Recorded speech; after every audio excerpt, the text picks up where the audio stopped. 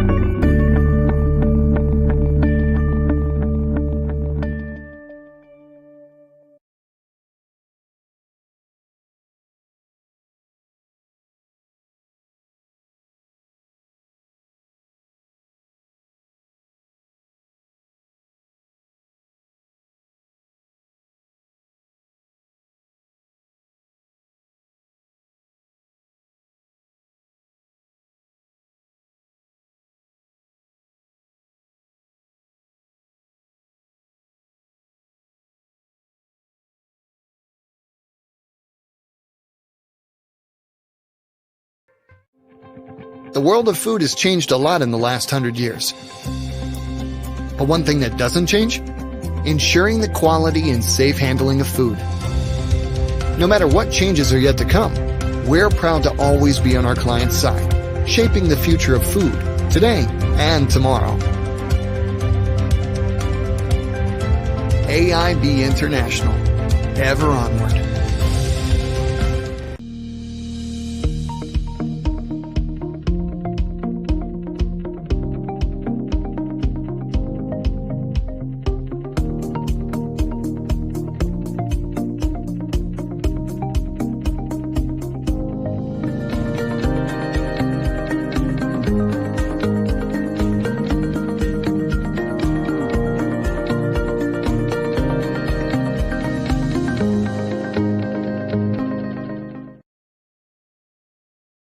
Okay, we're back. And the last advert there was Eagle Product Inspection, and that's where Kyle works. Okay, I'll get the slides up now, and then I'll be back for the Q&A later. But for now, I'll hand you over to Kyle. Very good, very good. Thank you, Simon. And I'm going to switch my mic or my camera off right now, and I'll come back for Q&A, but we'll lead you through the presentation and take questions afterwards. So, hey, I really appreciate you taking the time today. Good morning, good afternoon, good evening, whatever part of the world you're in. Really appreciate the time. As Simon said, I'm Kyle Thomas. I'm with Eagle Product Inspection. A little bit of background on me. Obviously a pre-COVID picture with a little less gray hair and missing a mustache. But hey, I've been fortunate to be with Mettler Toledo, Eagle's parent corporation, for almost 40 years. And in the last 17 years or so, I've been in the product inspection division, and more recently for the last 9 years or so with Eagle Product Inspection. I've had a lot of different roles over the years, from sales, marketing, engineering, product development, and general management. My focus in my role currently is in production operations, engineering, and product development. Here, our agenda for our brief time together today.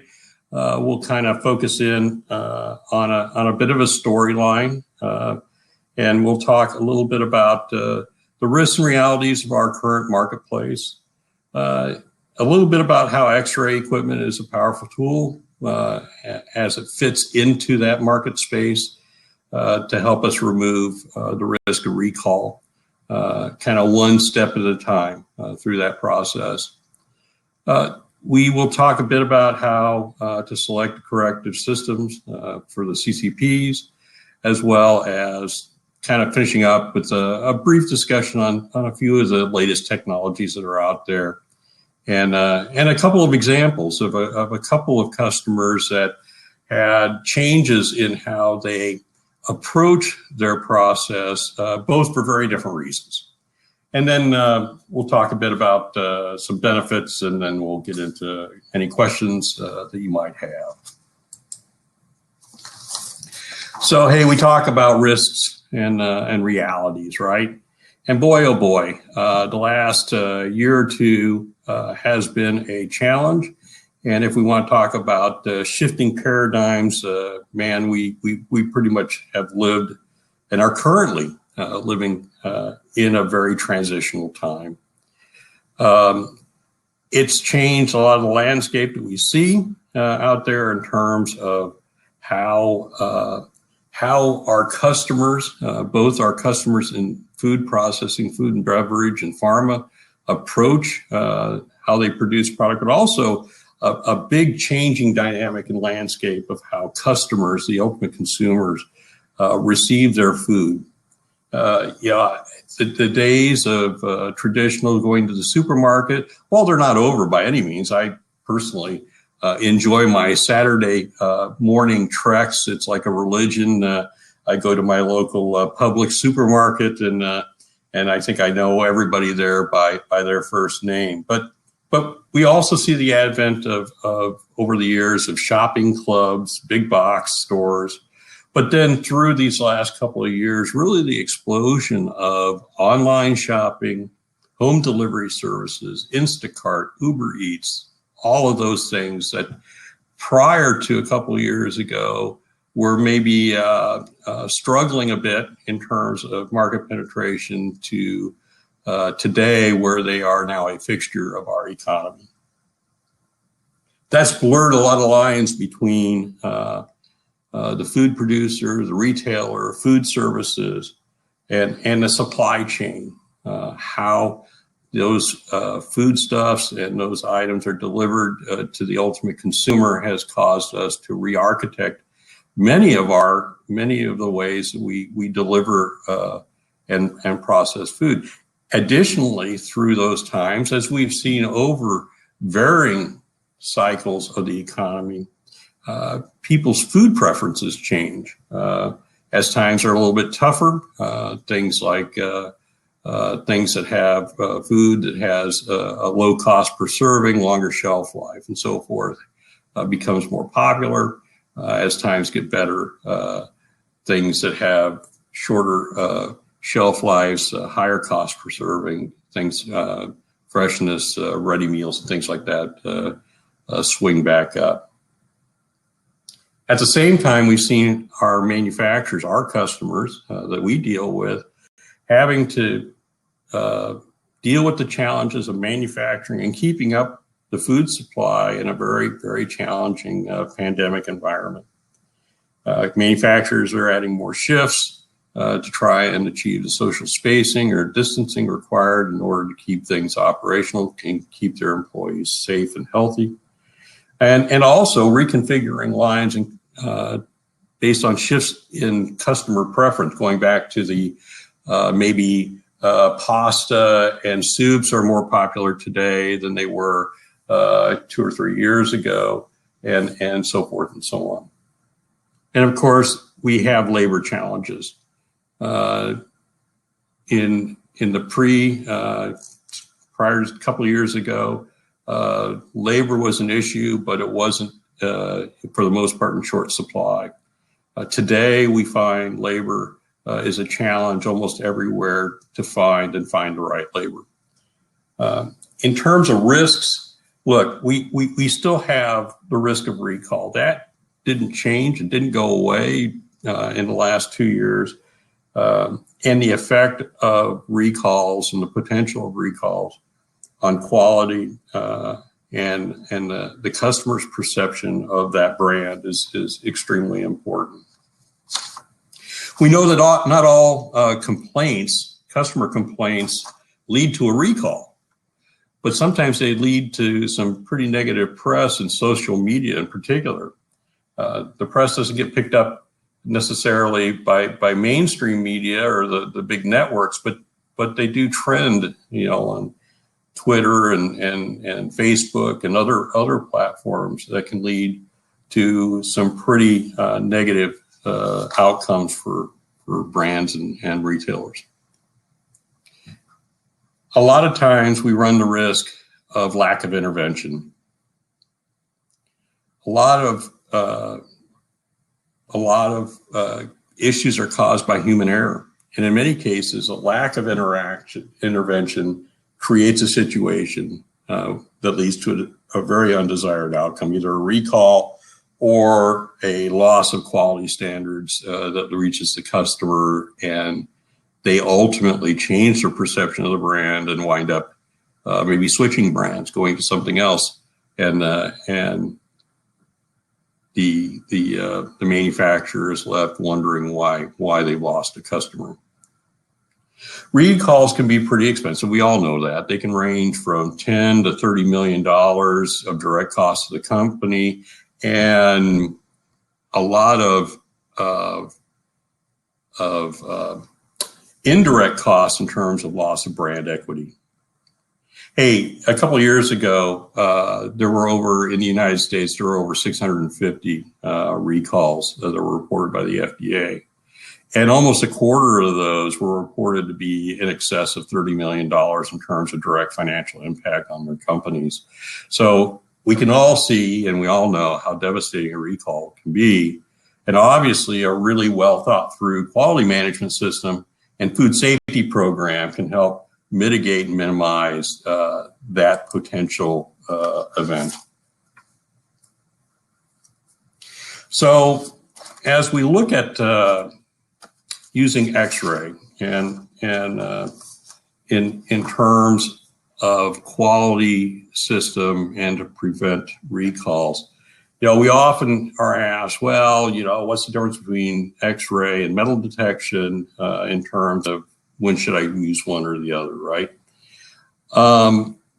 So, what I would say is metal detection has been an excellent form of inspection for many, many years. It's a real effective go, no-go gauge. It's a very good solution if metal is the only risk that is to be mitigated.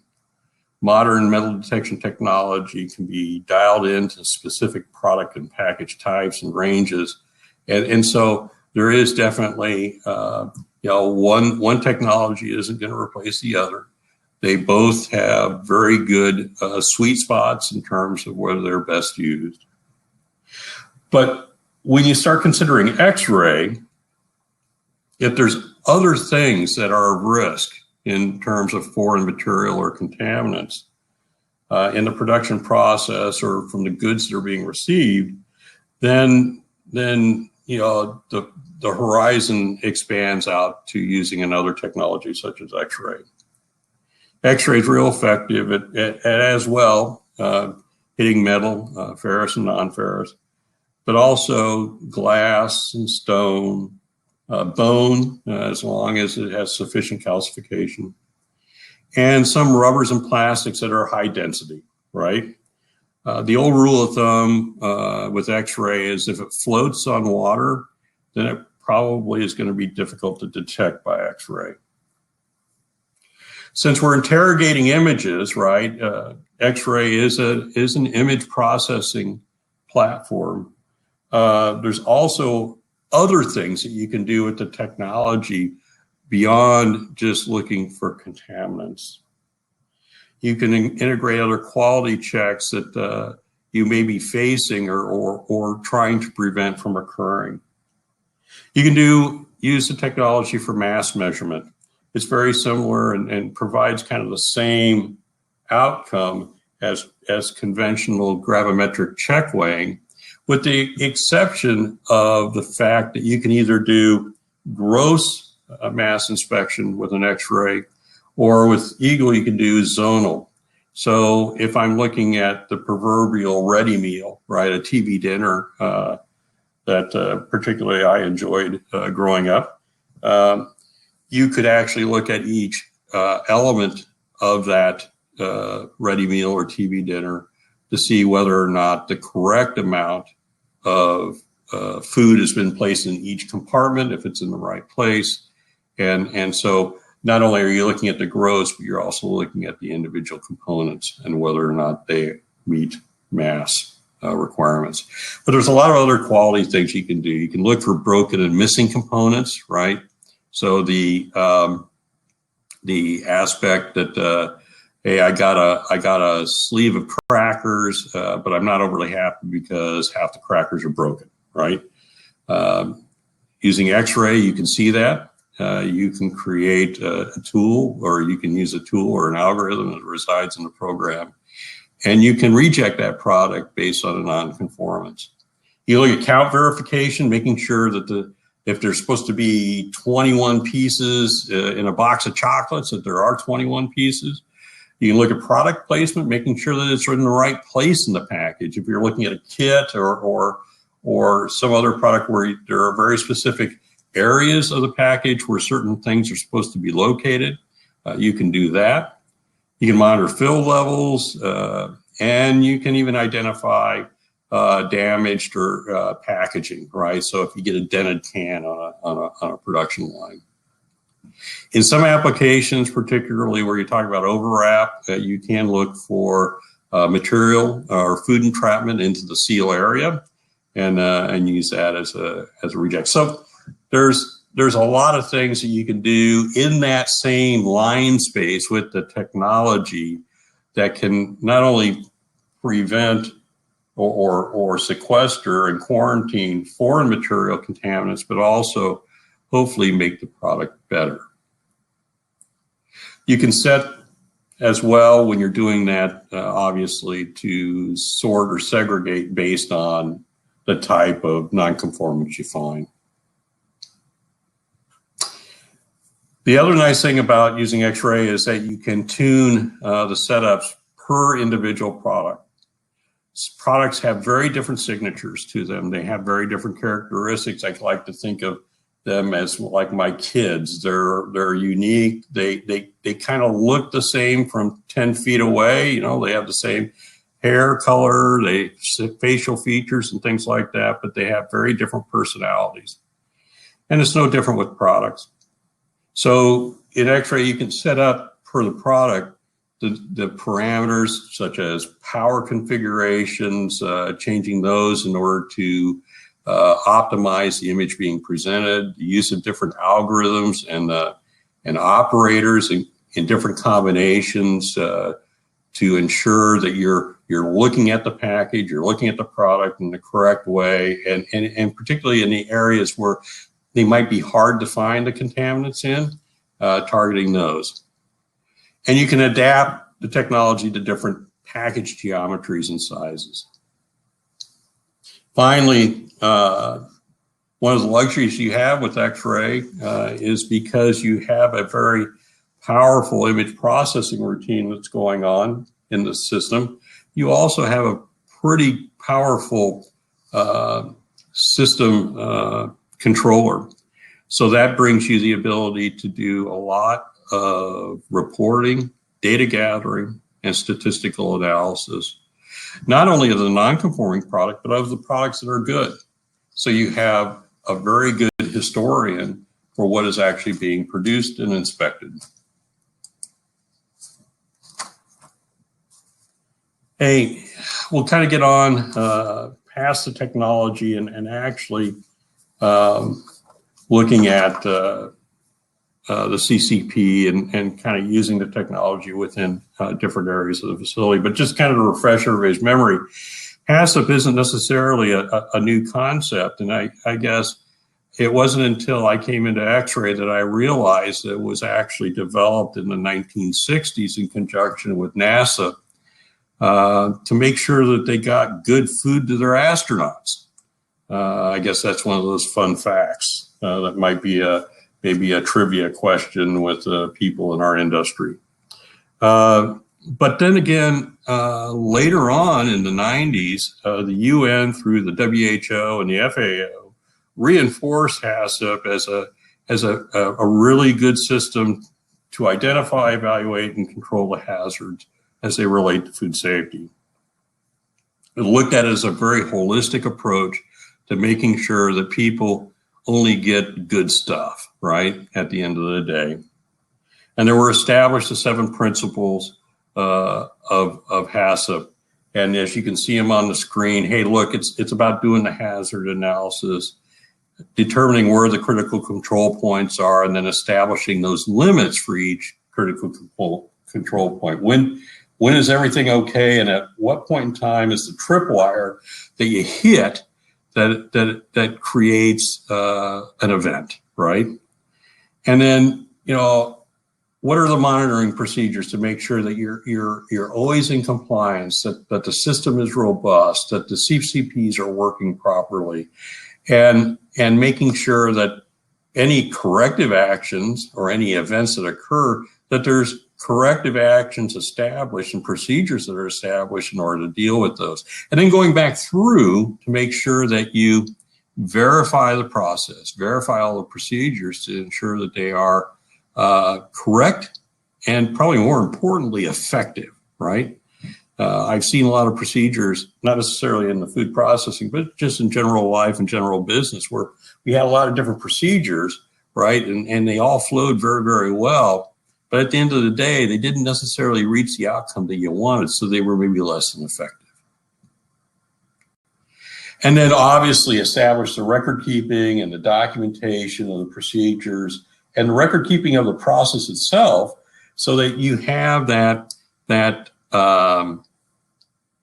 historical context of what occurred at any given period of time during the process.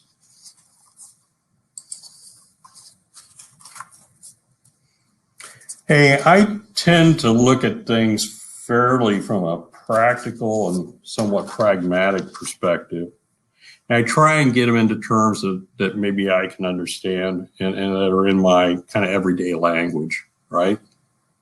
So when I look at critical control points, I look at it fundamentally as a critical control point is any time, or potentially could be any time, when a product transitions from one state to another state, okay? And I'm not meaning from Alabama to Mississippi. I'm meaning from a state where the next state, something has happened to alter the product. So sometimes that occurs when we have a change in custody of the product, right? So if you look at the beginning of the production line, you bring in raw material in from an outside vendor, right? Well, that's a change of custody. I am bringing something from the outside world to the inside world. So a good example of that is the receipt of raw material coming in. Next is when you transform the product itself from one state to another. For example, I take a raw ingredient flow and mix it or grind it to transform it into something else, such as taking wheat and turning it into flour. Next, another state when you're in transition is when you add value, right? The more you take the product flow through the production process, you're actually increasing the cost of that product because you're adding value along the way. But particularly when I add value to the product, such as I take that same ingredient flow that I just went through the grinder and I blend another product with it in order to add value and to change its form into something else. So when I add value, that's another potential point.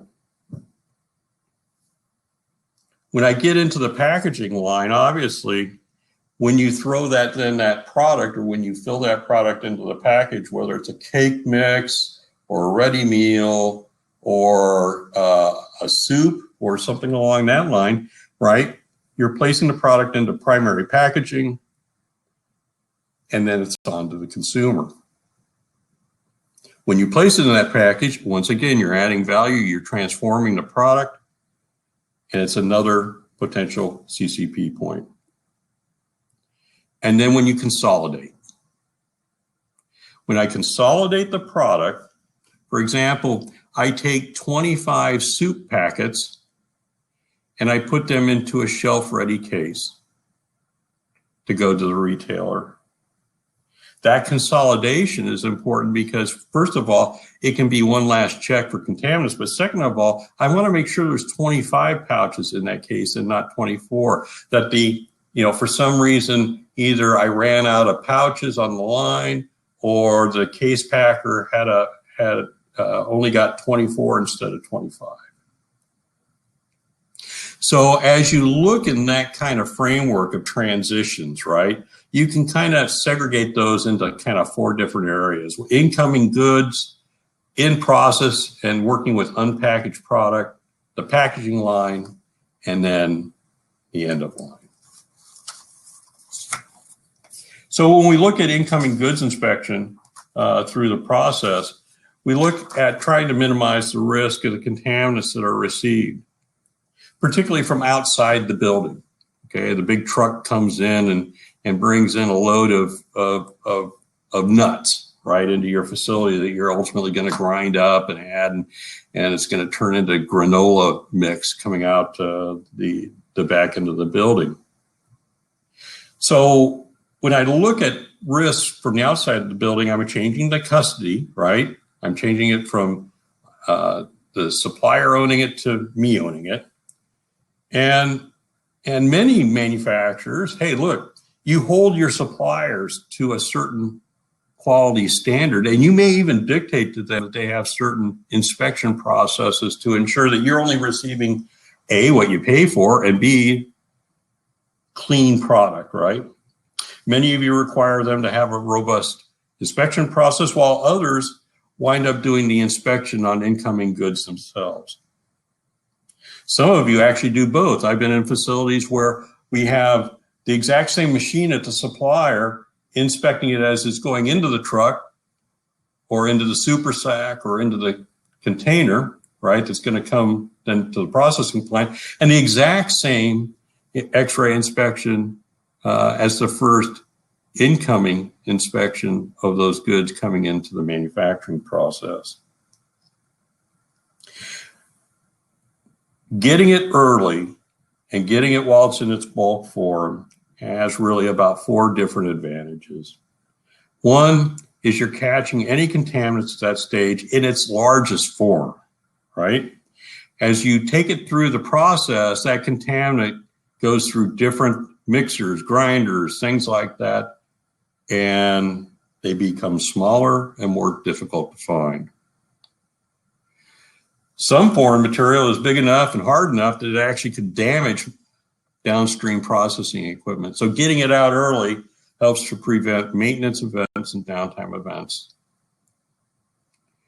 It also minimizes and saves cost and minimizes waste by eliminating those contaminants prior to additional value being added, and hopefully prior to it getting into the box or the package and going to the consumer. So hopefully it reduces the amount of rework and scrap that goes down through the line. And finally, number 4, and probably the most important beyond keeping our consumers safe, is it holds your suppliers accountable for supplying you with quality product. It allows you to quantify, quarantine, and return non-conforming product to those suppliers.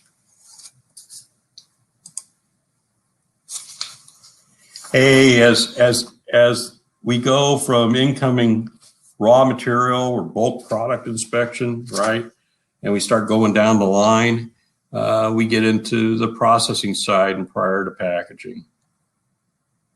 You know, in this case, we're ultimately transforming the product and its appearance, and we may be adding value to create something that is ultimately going to be enjoyed by the consumer. The manufacturing process itself and the areas surrounding that process and the people that are there can introduce and be a fresh source of foreign contaminants and foreign bodies to the process. Worn and damaged equipment can shed shards of metal and plastic, while things like PPE, earplugs, pins, things like that from employees and line workers, while nobody does it intentionally, can inadvertently get placed into the product stream. Further, the manufacturing process itself can change the nature and change the complexion of the product. For example, cooking can produce chemical changes that alter the density of physical foreign bodies or contaminants, while mechanical processing can break those bodies up into smaller pieces, making them more difficult to find. For example, if we're looking for bone, right, the density of cooked bones is much lower than that of uncooked. When bones are cooked, the collagen in them breaks down, weakening the bonds that holds them together, making the bones harder to detect. That change in particular is most challenging in the poultry industry. While it's possible to leave X-ray inspection and this inspection point to the end of the production line, it's better to catch those foreign bodies, as we talked about earlier in the process, to prevent them from damaging product, to get them while they're the biggest and easiest to find. Most of the systems at this stage are conveyorized, much like the bulk incoming inspection product are conveyorized.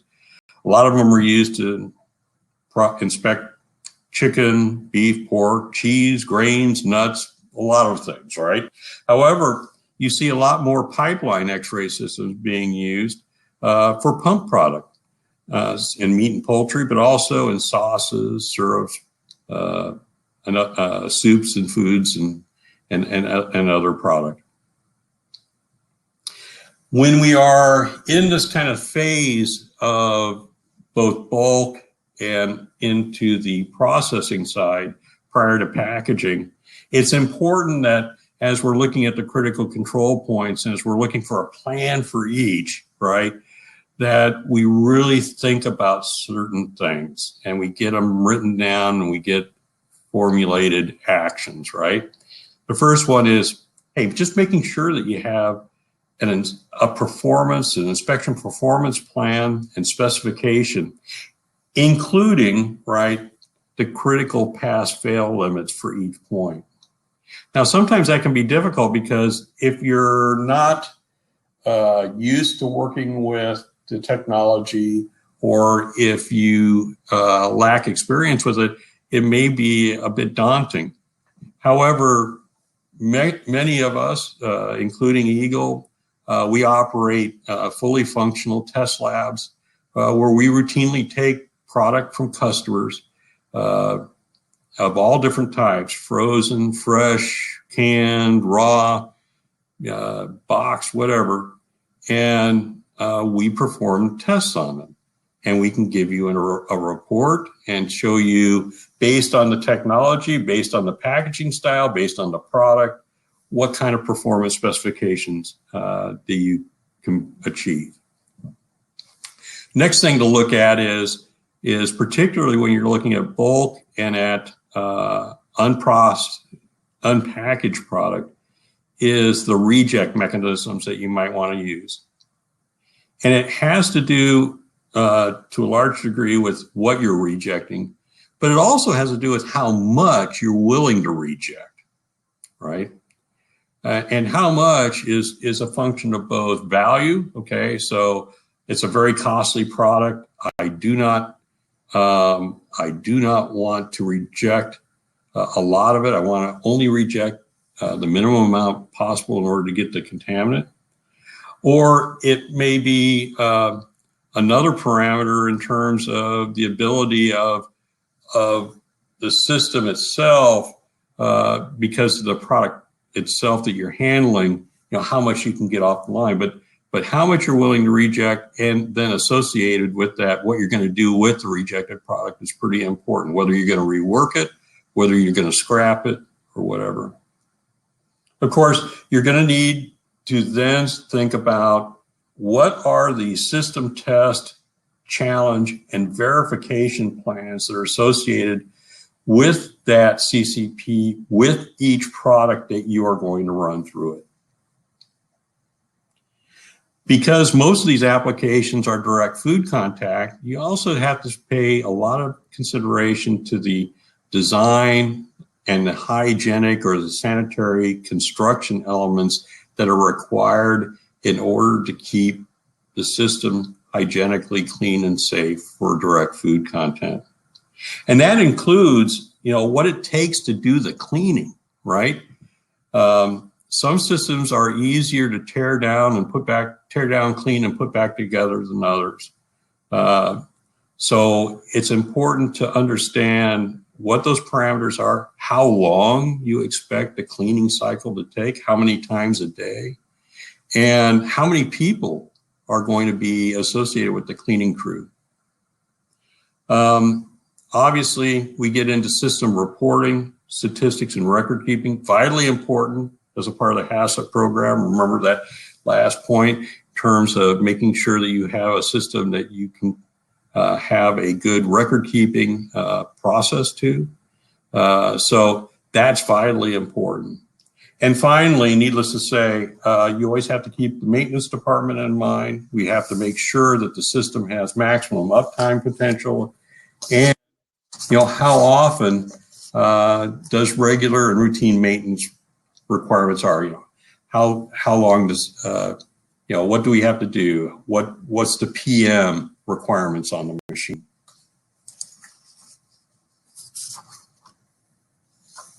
As we move down the line, ultimately we get the product into a package, right? And so we've transformed the product, we've added value to it, and now we're packaging it. And we have an entire industry and profession that has been dedicated and focused on optimal packaging design, which is appealing to the consumer, but also cost-effective and functional for the manufacturer. Somebody in the product inspection business, I've always said over the years that these are some of the people that should probably be on our Christmas card list, because as packaging professionals come up with new packaging styles and new packaging geometries, it creates new challenges for inspection, which leads us to having a lot of fun and a lot of challenges testing our abilities to keep up with the market. So the addition of the package, right, changes the inspection process from, at times, a really chaotic process flow of raw material into a very regimented and discrete flow of packages. Each individual package needs to be inspected. And while the contents of the package itself are the number one priority, the package itself is actually a pretty close second. X-ray machines, like a lot of different equipment on the line, are designed differently depending on package geometry. In order to control the inspection process and deliver the package in the best way to achieve the best inspection results. For example, the machine in the picture that you see is designed for inspecting cans. It is being processed cans at very high rates. Because speed and issues with product transfers in that environment tends to be a challenge, the machine actually sits over the customer's existing production line. The X-ray beam is actually shot sideways through the side of the can. And it's done that way not only to facilitate being able to put the machine over the customer's line, but that is the best way to take the image of that product in order to get the best result and the best image to interrogate using the image processing software. On the other hand, if you're doing going back to my favorite TV dinner or ready meal, right? That's a relatively flat carton that is easy to transfer and running at relatively lower speeds. They typically go through an X-ray that has its own conveyor with the X-ray beam either shooting from the top down or from the bottom up. When we look at the ready meal from the top, we can see all the different components that make up the meal, with each component being inspected, and going back to some of those other quality routines, having different elements that we can use in order to improve the quality of the product. So again, at this stage of the process, you really want to also take a look at the other functions that X-ray can do at that point to ensure the quality of the product that's going out the door is of the highest form to meet your customer's requirements. Going back to that list of using mass for zonal and gross check weighing, fill level checking, counting the components, looking for broken and missing items, and looking for damaged packaging or food being caught in the seals. You know, all those things can help not only to deliver a high quality product, but also you can use that data to feed back for process improvement. Hey, I'm often asked at this stage, where do I place the X-ray? Do I place it before I seal the package or after, right? And you know, that depends on a lot of different factors, but there's a couple foundational ones that you probably should ask yourself. One, does the actual sealing process itself present a risk that it could introduce a contaminant or foreign body into the package, right? So if the sealing process itself, or the sealer, or the method by which it's sealing, or the capper has the ability to create a contamination event, then that X-ray should be after the sealer, right? However, if that's not the case, if the sealer does not pose a significant risk, then you may elect to put it prior to the sealer, if possible, because if you are looking to rework rejected product, particularly rejected product from the non-contaminant reject stream, right? So if it's an off weight or if it's missing a component, then doing it prior to the sealing the package can reduce the amount of scrap, waste, and rework costs associated with that. So kind of going back to the considerations that we talked about prior to when you get to this stage, when you're looking at, hey, what questions I need to ask, right? It's things, kind of the same bullets we talked about. We need to make sure we have a good specification, but in this case as well, it includes specifications for those non-foreign material contaminant parameters that you want to inspect for, such as overweights or underweights and so forth.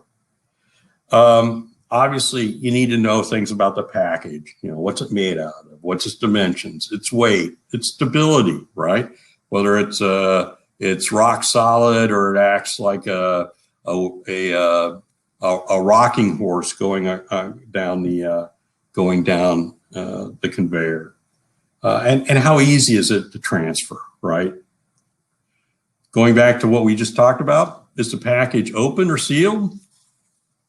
How fast it's going? What's the rate? If you know what the pitch is or the spacing between the packages, that's always helpful. When we talk about reject, we're also now talking about things like, is it a single reject or is it multiple rejects? Are you going to have, say, a reject just for contaminants only, and then another reject that will reject anything that has a non-conformance that is not a contaminant? Because maybe that reject stream are candidates to be reworked or go through another sales channel. When you're also looking at reject mechanisms, you're also probably need to ask yourself, are there security and monitoring elements I need to address here, right?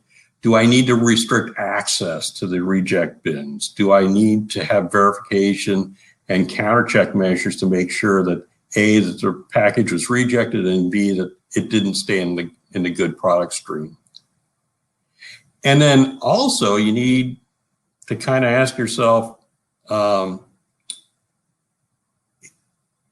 is it okay, and I use this term very cautiously, if the package is damaged when I reject it?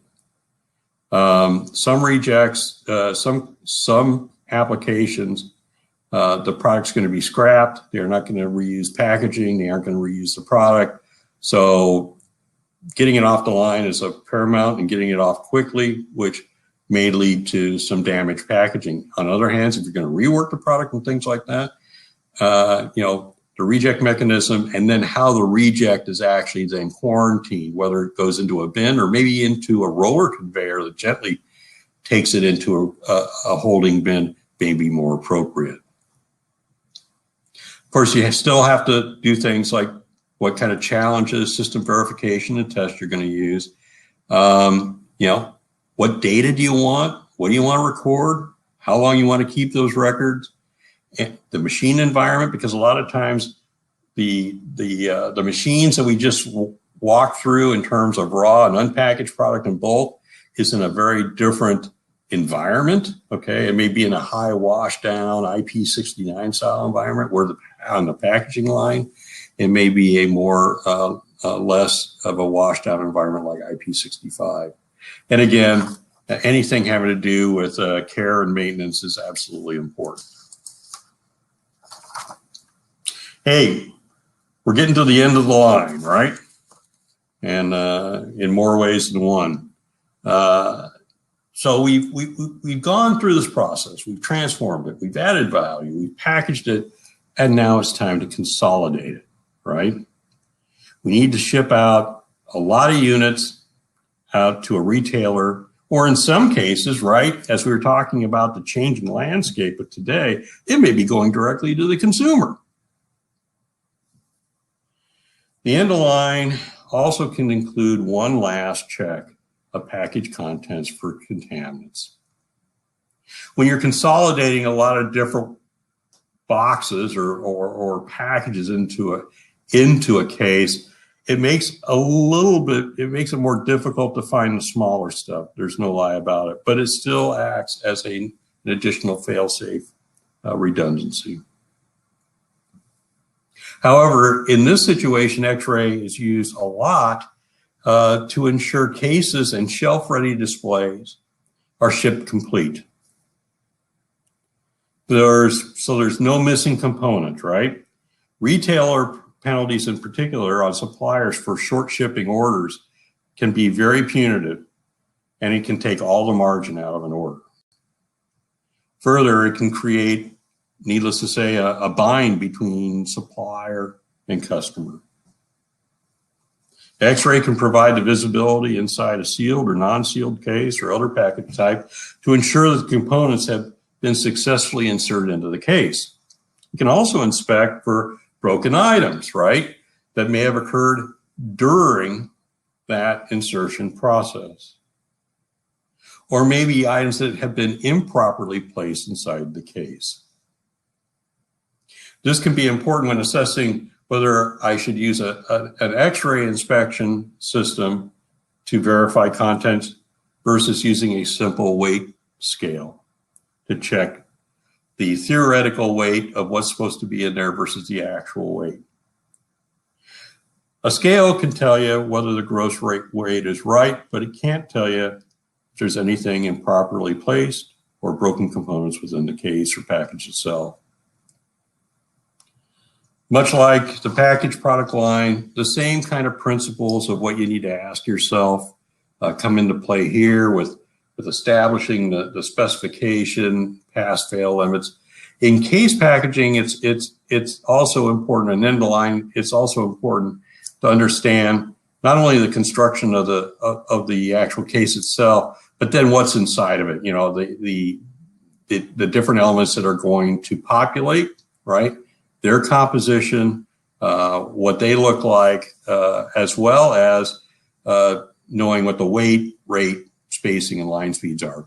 When we get into considering rejects, there's another element that comes into play here, which is how are you going to take that case off the line? A lot of case rejects are stop belt condition, right? Where a reject is initiated, it stops the belt, an alarm sounds, and an operator then removes the case from the line. In other cases, it's used more, there are more sortation style or case sortation systems that are used to put them into a separate lane so that they don't ultimately go to the palletizer or the device that will ultimately put the case onto the truck. Again, look, validation, test plans, system reporting, machine environment, and routine maintenance, again, for everything that you consider are all absolutely 100% hotspots. When we get to the end-to-end inspection, hey, look, you can see that we've gone through from the end-to-end. Critical control points, right, should be considered any time that the product is in transition. Again, going from when we change custody to when we transform it, add value, package it, consolidate it, and right prior to going out the door. The X-ray systems can provide you a powerful tool to help leverage the systems to take care of those 7 principles of Hassip we talked about before. Hey, business doesn't stand still. We don't either. Our customers and their customers continue to challenge us. We talked about the package designers a little while ago, but consumer trends and the way that we produce things continue to evolve. And we continue as well to walk along that path with you and with our customers through that process. And just some of the things that we have done, we continue our Simultask Pro imaging software as our software, our image processing suite. We continue to enhance that all the time. We add algorithms, we add capabilities, we add routines and applications, more reporting, different levels of security rights, things like that to keep pace with the demands that are out there in the market. Probably our most exciting innovation of recent is our PXT Performance X-ray technology, detection technology. It really has upped the game and taken dual energy inspection to an all new level. Eagle Product Inspection was one of the first product inspection companies to use dual energy to inspect food, beverage products. And we continue to invest in that, not only with PXT, but also with our MDX, our material discrimination X-ray and dual energy as well. And I equate single dual energy MDX and PXT kind of to televisions. They all have a place in the market. Single energy, much like standard TVs that we've all grew up with and many of us still have today, provides a good picture, provides good performance, does a nice job. MDX dual energy is like HD, right? Crisper, clearer, more definition, easier to find, hard to find things. PXT I would equate into as being like Ultra HD. The image is so good it feels like you're right there. You can see the blades of grass. You can see, the imperfections on an actor's face. So all of these technologies have a place depending on your requirements for what your inspection needs are. What they do, though, is they give you choices, right? They give you the ability to expand and enhance your inspection program. And finally, Trace Server. Trace Server is the ability to get all that valuable data, all that recording information, all the raw data, images, things like that, off the system and onto either the factory floor automation system or your network SCADA or your network information system for archiving and further analysis by other programs, such as like an Infinity QS or something like that. A couple of quick examples that I wanted to run through real quick here of how CCP changes occur. Up in Quebec, we have a great customer in the poultry industry, and they're really a premium brand. They do a lot of processing for brands that you know and love. They run 2 shifts a day. They got 6 production lines, and they were performing X-ray inspection at the end of the line. Recently, they invested in an automatic deboning system. And what that did was, while it made that process more efficient, it led to an increase in small bone fragments into the product.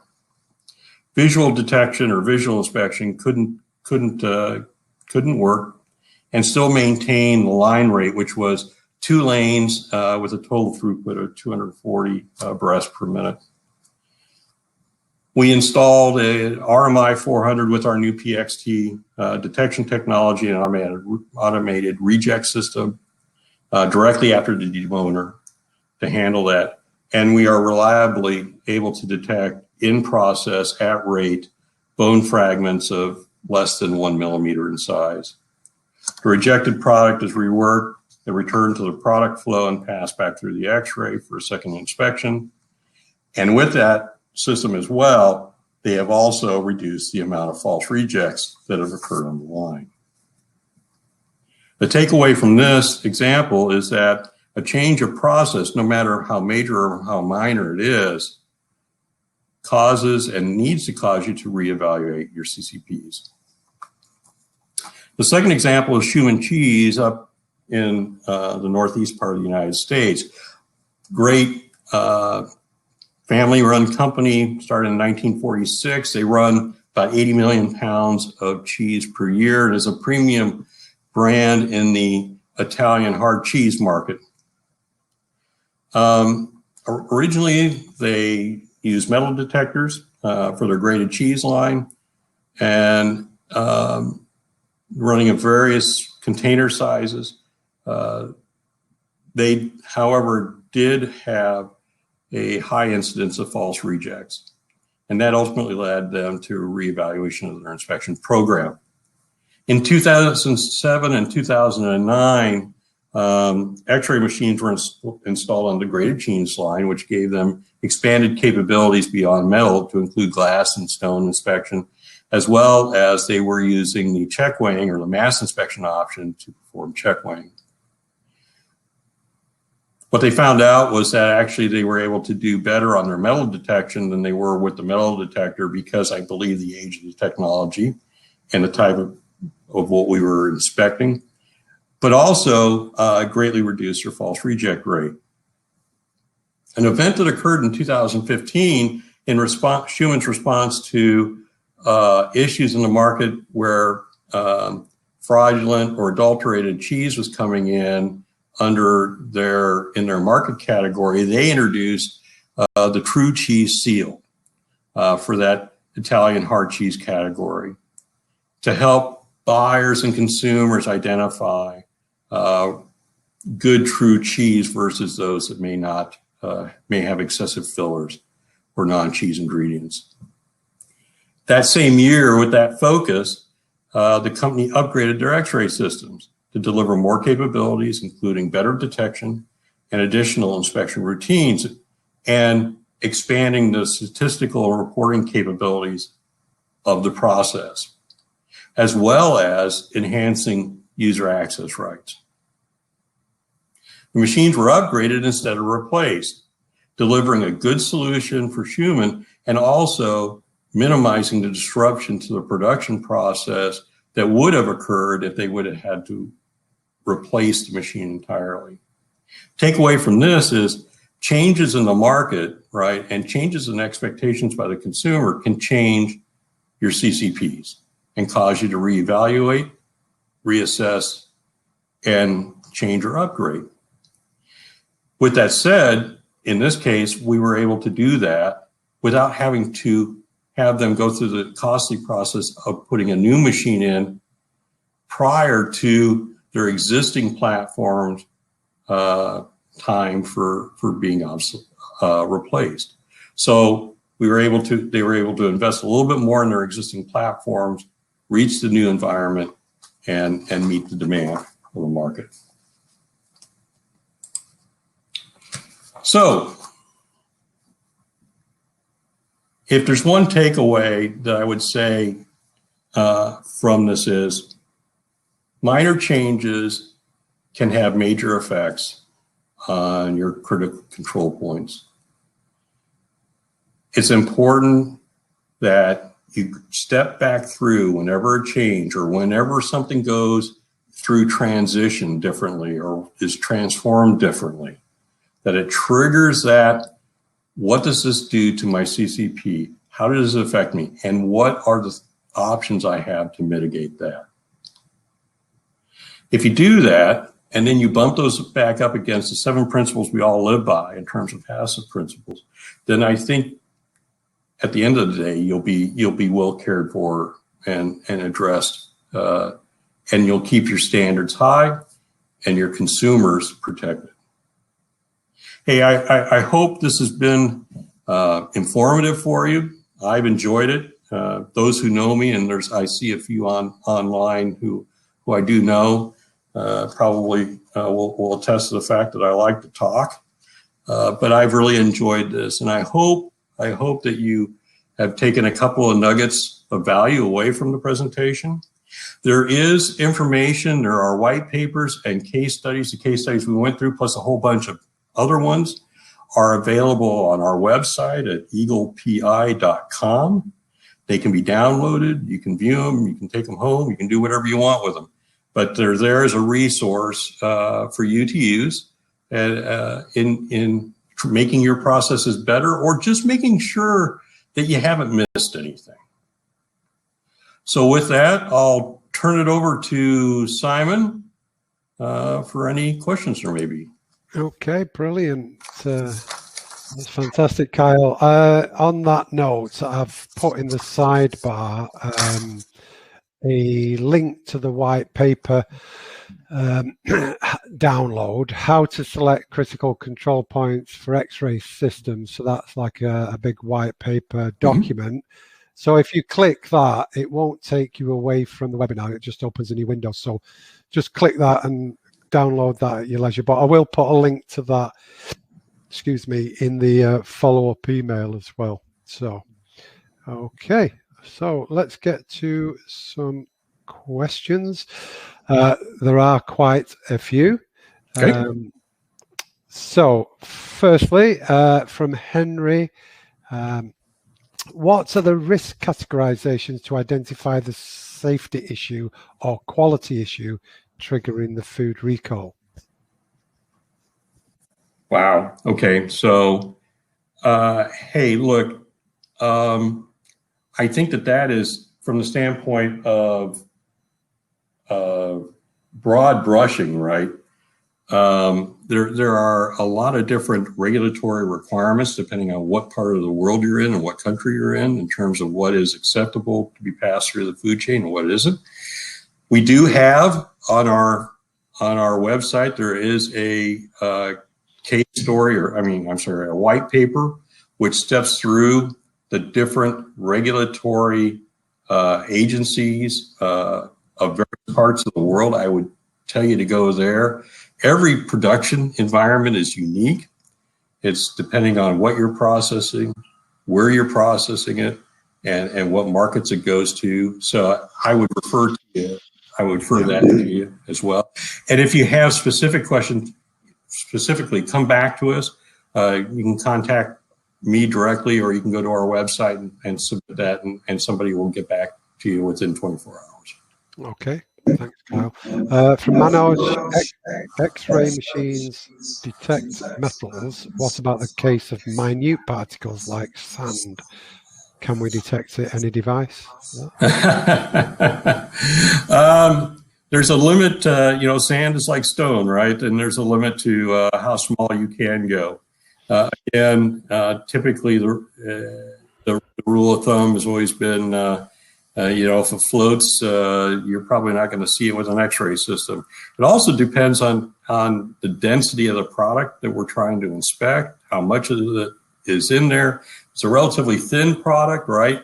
You may find it's easier to detect than a case full of a 20 kg case of raw beef trim, right? The question is how fine do you want to go? We would be more than happy to run any tests that anybody would like us to run in our lab here in Lutz. Really capable of running basically any product that's available in terms of the food stuff. So, okay, and from Tunde, can the X-ray work for all foreign bodies? I think no, nothing works for everything, right? Going back to my other statement, if it floats, we're probably not going to see it. There was somebody as the chat was going up and down, somebody was saying eggshells and things like that. Last I checked, those things float pretty good on top of water. So that would be one. It's not a foreign body, but it is something that is problematic, I know, in some egg processing facilities. But light plastics, low density plastic, still difficult. Yeah, and Sunday's also asked about glass, about detecting glass. Yeah, so we detect glass. Glass is funny because while we commonly think that glass is pretty uniform, and in reality of all the packaging materials we deal with is probably the least uniform that's out there. Glass, depending on vendor and who makes the glass, has very, very different characteristics. So what I would say is, in the spectrum of glass types, you go from low mineral to high mineral glass. Low mineral is very difficult, can be very difficult to detect. The higher mineral stuff is a lot easier to detect. And things like using multi-view inspection. For example, we have a system that generates 4 different views of the container, and that's used very frequently in glass. So it really tries to see 4 different views and many, many different angles on the container, because particularly with glass, you have the bottom of the jar, which has a crown in it. So in the sides or down below, that's where the glass tends to try and hide.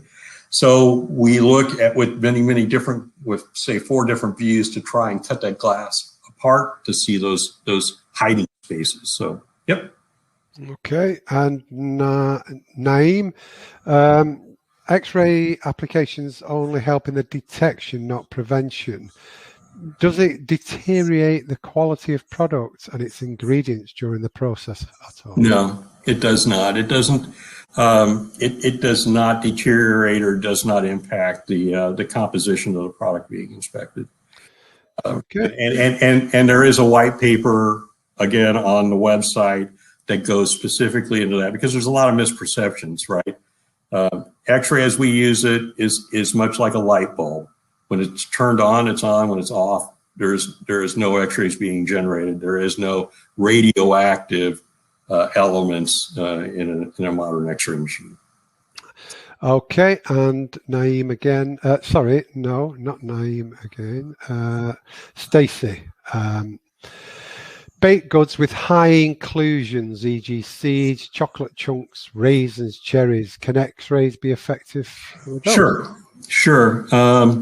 They can be. Particularly when we start using things like dual energy, because what you can do with dual energy, and one of the benefits of dual energy is when you're looking at contaminants, something that you're talking about here will typically have a very busy image because you have a lot of varied ingredients. So it's hard to see what the bad stuff is, right? If you're looking for metal, glass, whatever.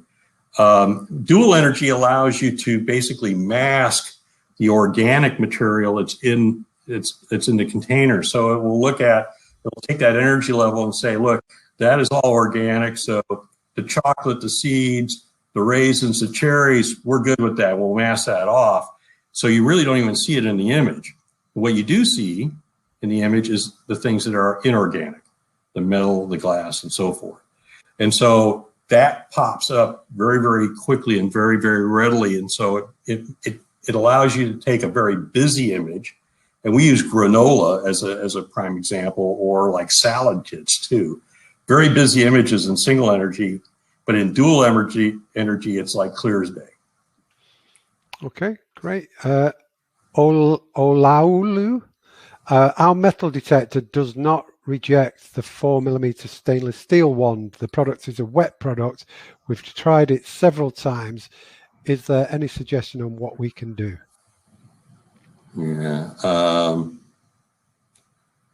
Not knowing the type of metal detector and the actual product and the environment, I would say, to be honest with you, what I would do is I would request your inspection provider come in and help you out with that, or you could also have a lab like ours tested independently using X-ray to see if we could pick it up. When you talk about wet product, depending on what the product is, there's a lot of different interactions that occur. So yeah, that would be my advice. First, get your whoever you're working with on inspection with that metal detector, get them in there to help you out. If that doesn't work, then start looking at a lab like ours to take a look at what you're doing. Okay. Dinoba, which is the best method to detect metal and foreign bodies in food packets? Is it metal detection or X-ray? Well, of course, I'll say X-ray. But I think, hey, look, in a food packet, I am obviously slanted towards X-ray, but I think from the standpoint of what you can do with X-ray in terms of tuning the process, tuning the inspection process, I think you have more legs with X-ray. I also think that you can also take a look then. The benefit of image processing in X-ray is that you have a picture, right? So you can use the data very readily off the X-ray and the images to take a look and see what you got in there, besides obviously cutting open the package and dumping it out. But you can look and see, A, how many were in there, B, where were they at in the package? Because sometimes what you'll find is the way that the things are filled, you'll find contaminants will manifest themselves in one part of a package, and maybe the rest of the package will be clean. So that's valuable information to take back to your process engineers and things like that to maybe help fix that further up in the process. Okay, great. And Stacy, if your CCP is a metal detector and you have an offline X-ray system, can you use the X-ray for reworking of packaged products? Can you interchange these foreign body detection devices?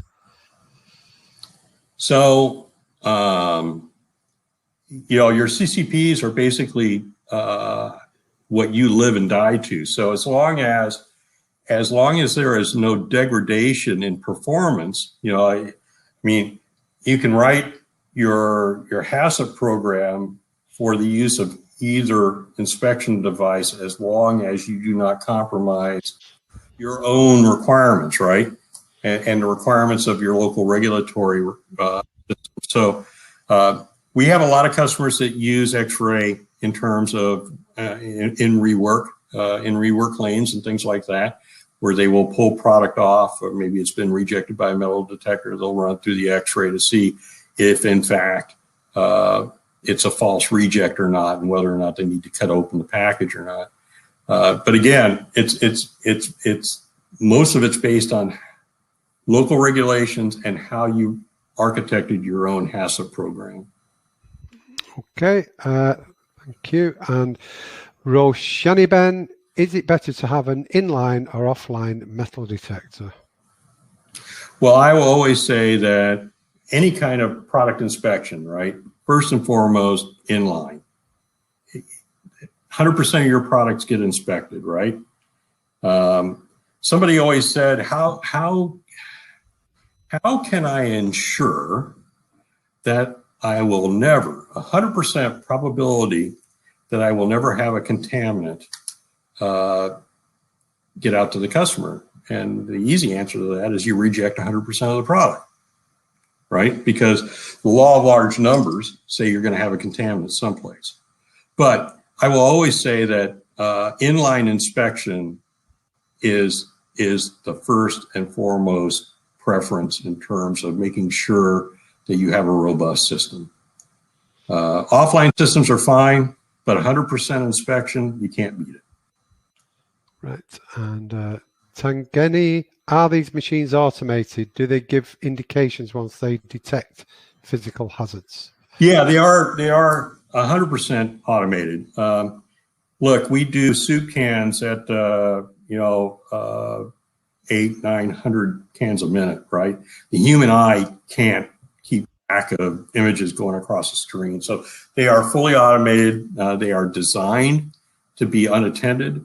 The reject mechanisms are designed to be unattended. They can provide you alarms when rejects occur or when reject conditions occur. For example, if you wind up having more rejects in a given period of time than you thought you should, right?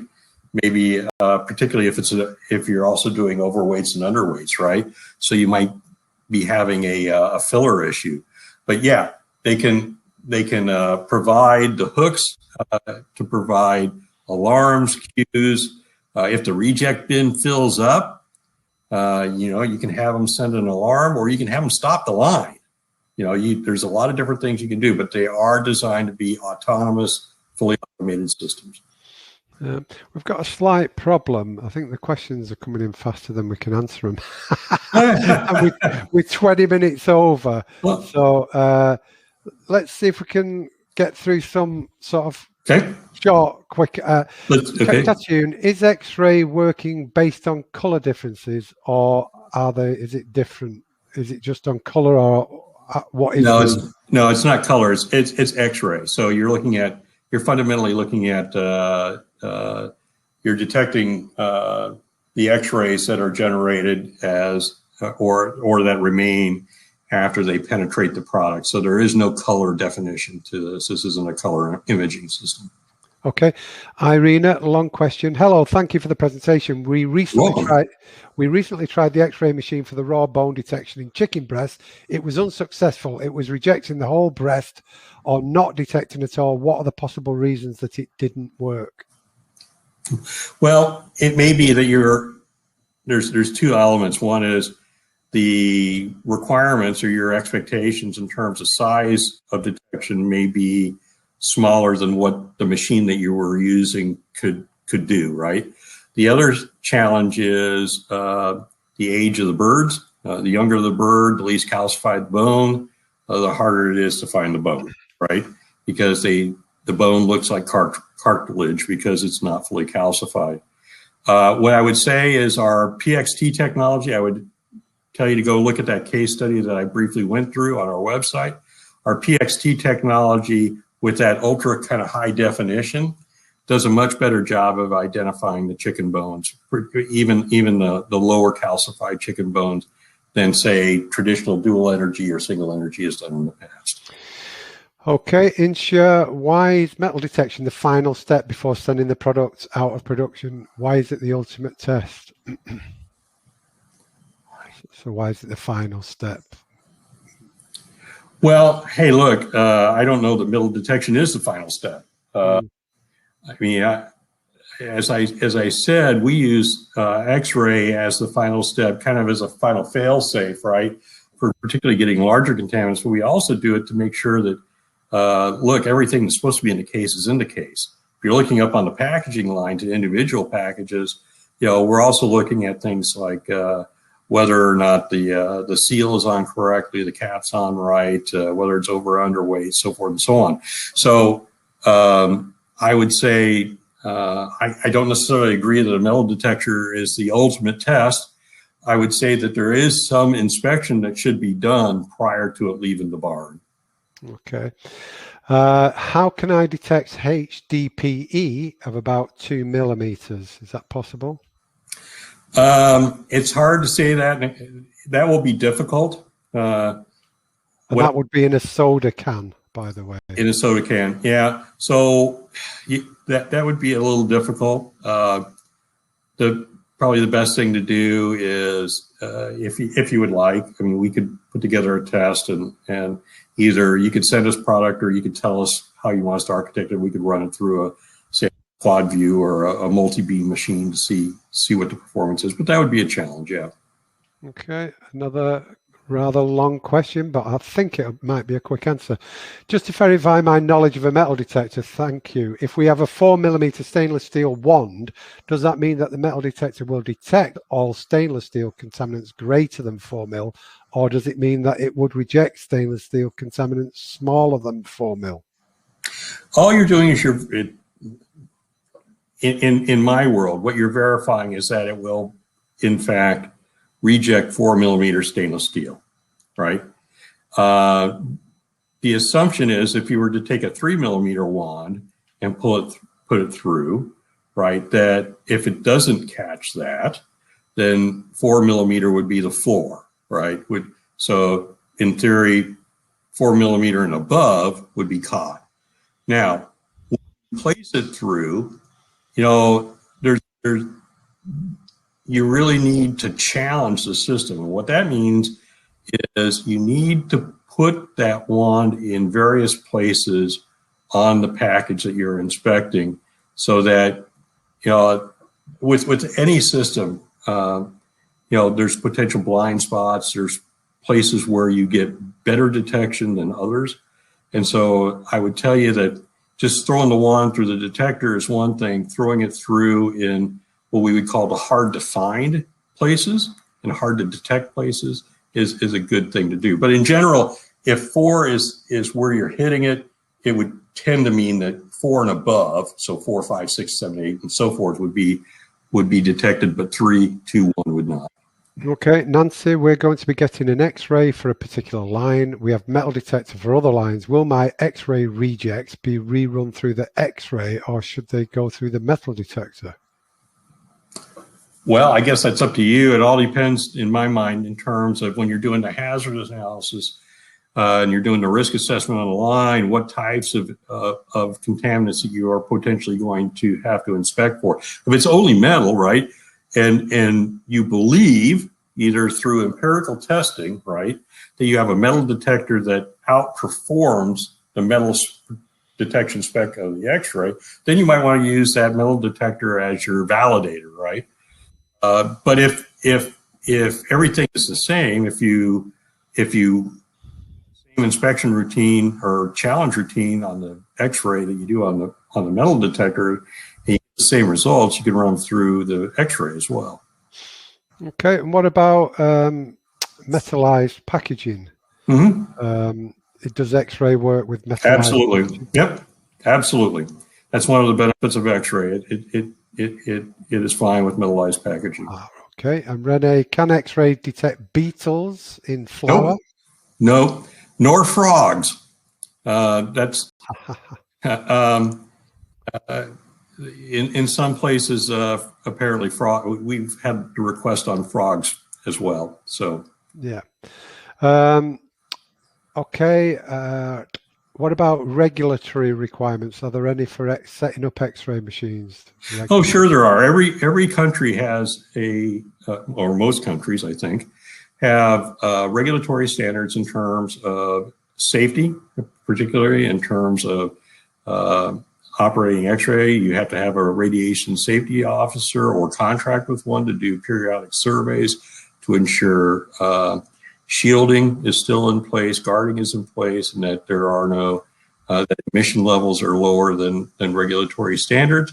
In most countries and in most locations, there is also a registration process that you have to do with either the province, the state, or federal or regional governments. So we do offer services for both radiation safety training or doing the RSO work ourselves on behalf of the customers. But we also offer training so that if somebody in plant, which we would recommend, gets trained up as a radiation safety officer, that they can do the test themselves and submit and record the data. Okay. Renee's also asking, does the X-ray machine pose hazards to people working near the machine? You've already answered that. No, it really doesn't. They're shielded and guarded well enough. And to be honest with you, you taking one airplane trip from Tampa to New York, you get exposed to more radiation than standing around an X-ray machine for the rest of your life, for the most part. Right. Well, Nate has also said, do employees need additional PPE if they work next to the machine for a long time? No. No. Okay.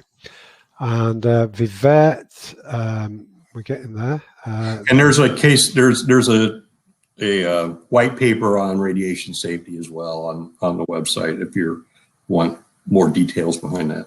Okay. Vivette, how can you determine where is the least sensitive area of your metal detector? That's a hard one. It usually has more to do with the package effect on the detection than the actual, if there's a blind spot on the detector itself. It's usually more associated with the package itself as it goes through the detector. So it's really kind of an application-centric question. Okay. All right. Well, that's it. 1.5 hours. Well, this has been fun. I've enjoyed this a lot. Lots of questions and lots of great content. And also, we've got access to the white paper on the website as well. So that's fantastic. Thanks very much for your time today, Kyle. My pleasure. I hope to have you back on another one in the near future. Perfect. Okay. Thanks, Kyle. All right. Take care, everyone. Have a nice weekend, Kyle. You too. Bye-bye. Bye-bye. Okay. That was Kyle from Eagle Product Inspection. I have loaded your certificate in the sidebar. You can print and sign it or open it in an image editor and type your name. We can't personalize them for you because it's just too many people. I'll be following up within the next half an hour or so with the recording, the slides and the certificate, and we'll put the link to the white paper in that as well for you again. So thanks very much. We've got some more webinars coming next week, so watch out for your email. We've got one on pest control, and we've got the Hassip and HACCP 4-hour training course next Friday. So hope to see some of you on that. Have a lovely day. Enjoy the rest of your Friday. Have a great weekend. Stay safe and see you on the next one. Bye-bye.